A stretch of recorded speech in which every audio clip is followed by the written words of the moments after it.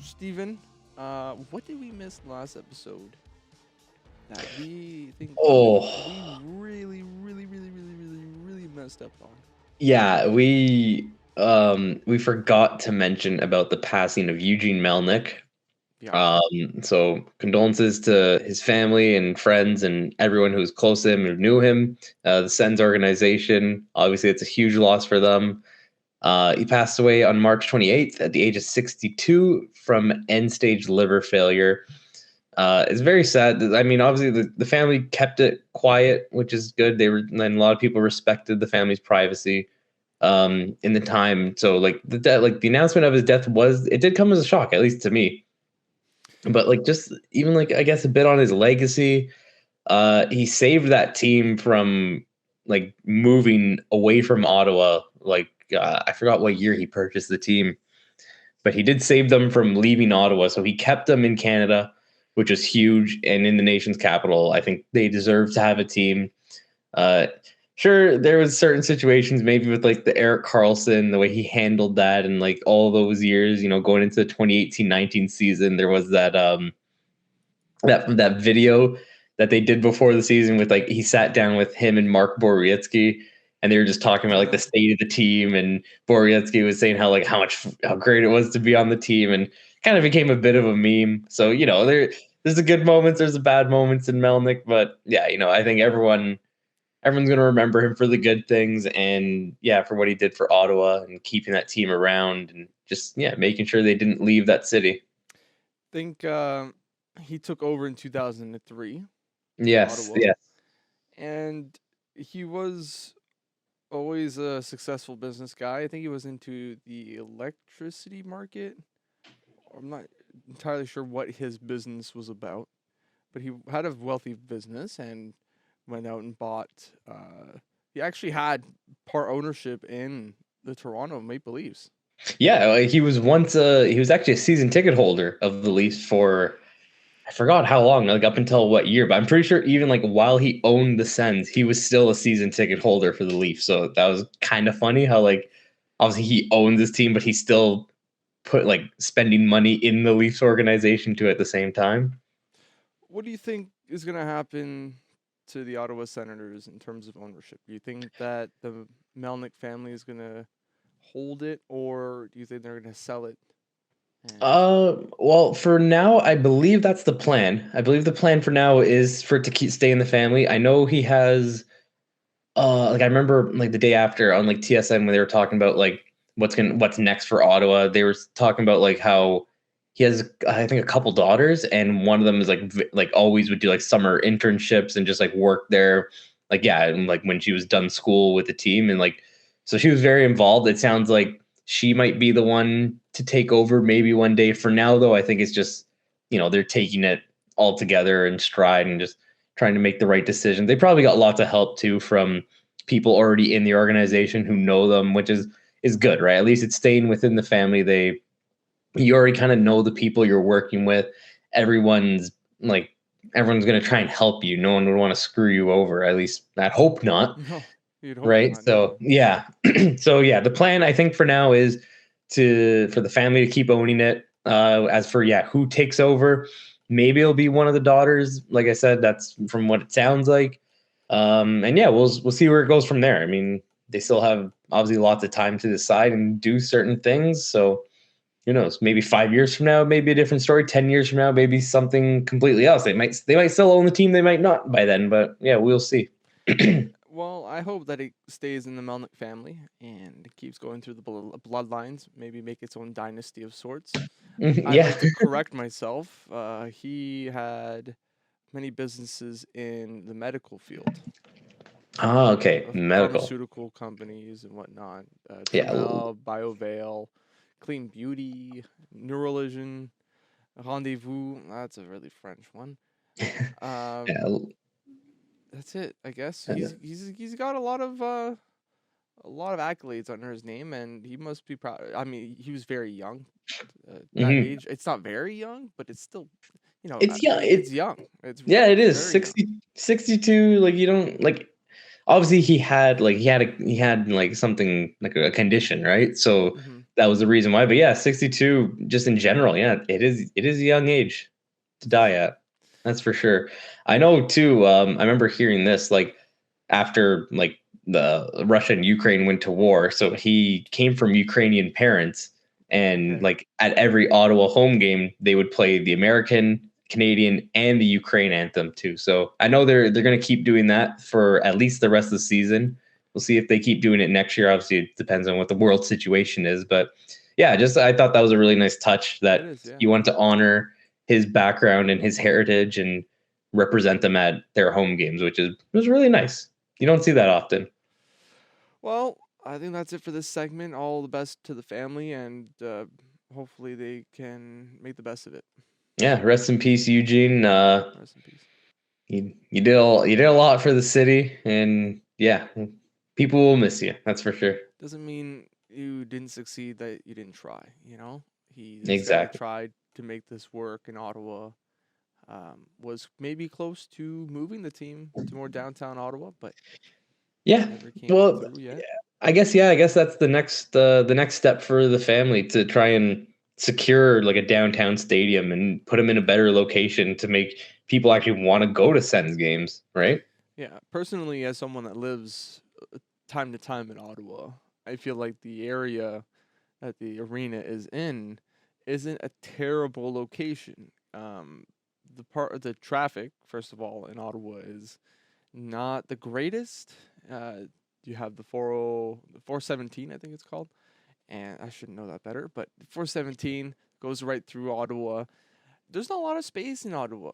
Throwing an arena there is not gonna make sense. I like the spot that it's in right now. They just need better public transportation, Mhm. just going to it and out. Buses, maybe a metro link that would go directly to that, to the game, to Oh the yeah. Ottawa Senators arena. That could bring in more people. I like the location. It's very central to the Ottawa area, which is a bit sparse, but you still have you nearly 1 million people living downtown Ottawa. And Yeah. around that, you maybe got another 500,000, if not less. Hmm. So I think it's a good middle ground. Of course, that'll be their decision to what they do next. But best of luck. That's it. Yep, for sure. Going to in Ottawa Senators news. This happened last week. We, you know, didn't make a video then, but we're talking about the Gallagher versus Stutzle uh, controversy slash conversation going on. Gallagher came out the other day talking about how Stutzla did some embellishing for a hit that he took on Nick Suzuki. I can show you the clip right now, but Steven, if you want to tell us a little bit more about it. Yeah, well, I actually haven't seen the hit, believe it or not. I've just Okay, seen the quotes, so I actually want to watch this first as sure. well. I've got it on as well right now. You might get an ad playing first, unless you have an ad blocker, then you're good. Oh, you're good. Look at that. I This guy's support prepared. ad blocking. So there's a scrum right afterwards. Travis Yeah, Hamonic, as you'd expect. being the $3 million defenseman he is, Hmm. defending his star player. Can we just So, okay, like the hit obviously wasn't the prettiest. It wasn't clean. why did he have his leg up though? Why? What do you mean? Why do you have his leg up? So he before even the hit happens. Yeah. Well, he's trying to avoid him. He sees him coming, and he's already past him. Like he sees that he's skating past him already. That you can see there. It's just the knee gets caught. It wasn't intentional. He makes Excuse me. contact first with his stick, Yes. Yeah. Yeah. I not know. his knee. No, I know. I know. I'm saying the knee contact wasn't intentional, and like that was. It's very clear there that Suzuki's going for the body, and then just Stutzle was so quick that he got past Suzuki, and Suzuki couldn't adjust his hit. Like he already had the momentum going in at that angle. Right. So it just happened. As for yeah, like with Gallagher's comments now about Stutzle staying down and then getting up and being like basically good to go on like the ensuing power play and just like looking like everything was fine after staying down. I mean, it's weird because now that I know it was a knee on knee hit, like yeah, that those do hurt. like you can't just get up right away from a knee collision. Like you do need to take time because like knee injuries are very serious, and like you see hits like that often do result in injury. So the fact that Stutzle was able to actually get up and be okay is fine. But at the same time, I do get what Gallagher was saying. Like his quote, I can read it out here. When I was 10 years old, our coach had a rule: if you lay on the ice and the trainers or the coach had to come on the ice to get you, you're too hurt to play minimum 3 shifts. So I get that. Like it's a good rule to have, especially at a kid level, because it basically teaches kids that like if you are actually hurt, then yeah, you stay down and be hurt. But if you're faking an injury, don't do that, and you're gonna be punished a little bit for it because like you made everyone think you were injured, and now you're saying you're good to go in the game. It's like no, we got to keep you out for precautionary reasons because what if you actually aren't faking it? But it's so weird. So at that level, I get it. At the National Hockey League level, though, it's one of those things where again, like, yeah, I get it. Like, a player should just get up right away. And a guy like Gallagher is perfect at that. He's a perfect example. Like, he's such a tough player, especially for his size and like everything, right? Like, he can get up right away. He can handle other guys throwing their weight at him. He's a tough guy, like I said. So obviously, you just got different players coming from different backgrounds. I'm sure that's probably playing into it as well. Mhm. I don't know. You got anything to add on that? Well, Brendan Gallagher has a lot of experience, as you said. He's one guy that's been through thick and thin. He's gone through a lot of injuries himself. He knows he's a hockey player himself, right? He sees the play and he says, "Okay, the guy's not injured." That's a 50-50 call. He probably has a better call than us, so I give more 50% to him, and then we can call it 30-70, Hmm. um, to whether or not we're right or wrong. Although that hit all around did not look that great, and the way he took it, there's a scrum after the play. So what do you expect him to do? He's not gonna be up and going to the bench, right? He's gonna be chilling in the ice, relaxing, trying to compose himself after this hit that wasn't really what he was expecting. I think he was expecting maybe a hit because he Hmm. does turn his back to him and then he takes it, but he caught more of the leg, and of course you can see already in his face he's not in a good spot. He's sprawled on Yeah. the floor. So then there's the comment from Tim Stutzle responding to Brendan Gallagher, in which he basically said that um, you know like it could go both ways, right? He says he's a great player. Played against him for 2 or 3 years now. Oh, that's Gallagher saying that. Sorry. Stutzle says everyone has their own opinion. They can say what they want. Um, I have my own opinion too. And what is he gonna say? But in the end, I respect him as a player. He's a veteran. That's all I'm gonna say about it. Yeah. He also told reporters that Suzuki apologized to him for the hit. Um, he says that he quoted saying that he didn't think it was intentional, and Suzuki talked to him on the draw and said he was sorry. So did he come back? He came back in the game. He had to Yeah. to Like be able to go to the draw. yeah, he totally he like played like the next shift from what it sounds like. Even like going back to Gallagher's comments here. So yeah, it was about how like just he's done it. And the thing is with Gallagher, the reason why he brought it up, he didn't just bring it up because it happened this one time. If like reading more of his quote, he said like he's played like they've played against the Sens like at least like a dozen times, especially last year, right? They probably played each other like 9 times or 10 times because of the North Division. Mm, And he said like he's done this multiple times. So he's just basically calling him out, saying that like this is something you can't get used to doing eventually. And that's the thing too. It's a good wake up call for the league, the refs, just for people to watch out for this, just to be like, yeah, like if this guy's gonna keep just laying down, trying to draw calls, like he's not gonna get them because everyone knows what he's doing. So yeah. he's basically just saying, like, we're role models, there's kids watching, and that someone's got to like tell him like he's got to smarten up and just it's not a good look. And these are all like direct quotes from Gallagher too, saying that it's not a good look. Very talented player, very good player. He needs to just stop playing on the ice. It's embarrassing. Which again, I agree with that. Like Stutzle is a very talented player, and just his play alone can do the talking. Mm-hmm. And like he doesn't need to stay on the ice and draw these calls and everything. Like if he's pissed off, he should just be able to go out there on his own and like work, like just make some plays or do something, and that pisses off the other team a lot more than just laying on the ice and drawing a penalty. Mm-hmm.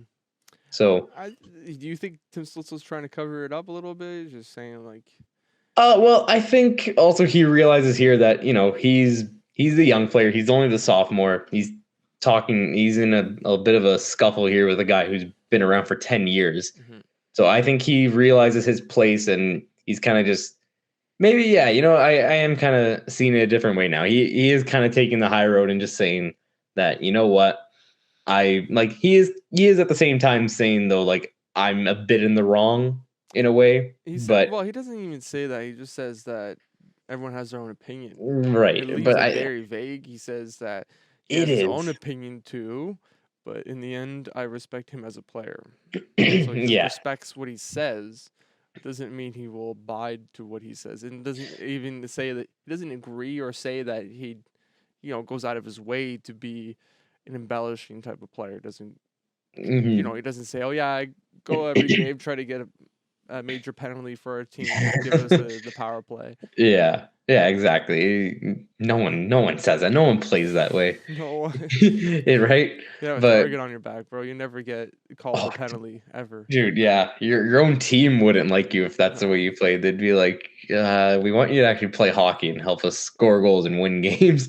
Like it's no. nice that you're giving us opportunities on the power play, but how about you just actually like don't be a distraction for us and give the other team bulletin board material. 'Cause that's the last thing you want to do. The last thing you want to do is give other teams bulletin board material because they will remember that the next time they play you, and it won't be fun. It will not be fun at all. No.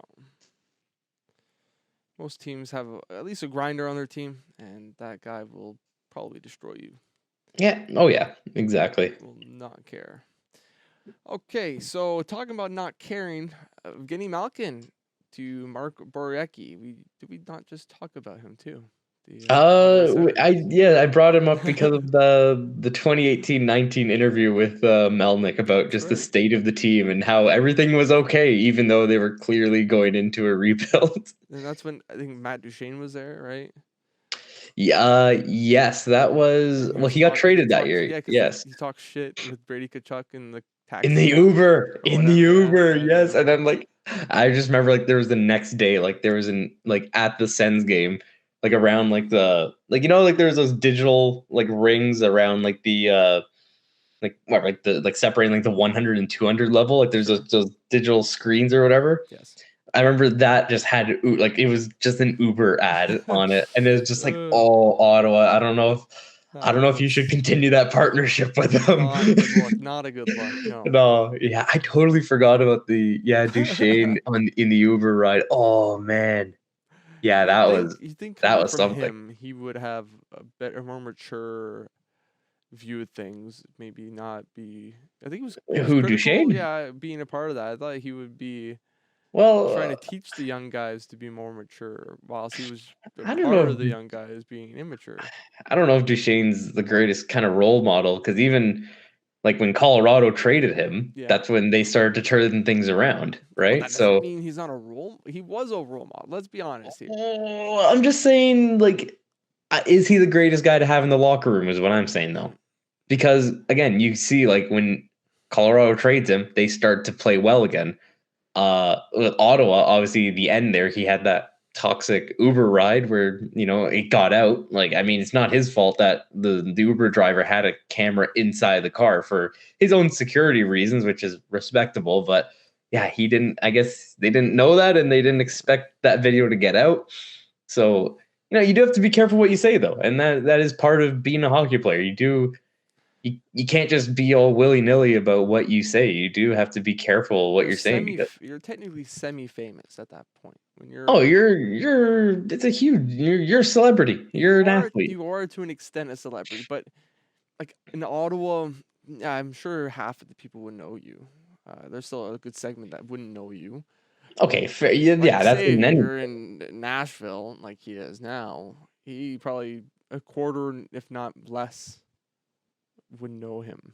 They wouldn't. I don't know that to be exact. Nashville does have a lot of passionate hockey fans, and Duchesne is a big country music guy, so Nashville loves him. Okay, all right, maybe Yeah. perfect fit. Maybe It honestly is a perfect fit, man. shit. It's pretty funny, but yeah, I mean now he seems okay in Nashville, but like at the time, yeah, like I said, just around those years with Colorado and Ottawa, Mm. there's a lot of shit going on with him.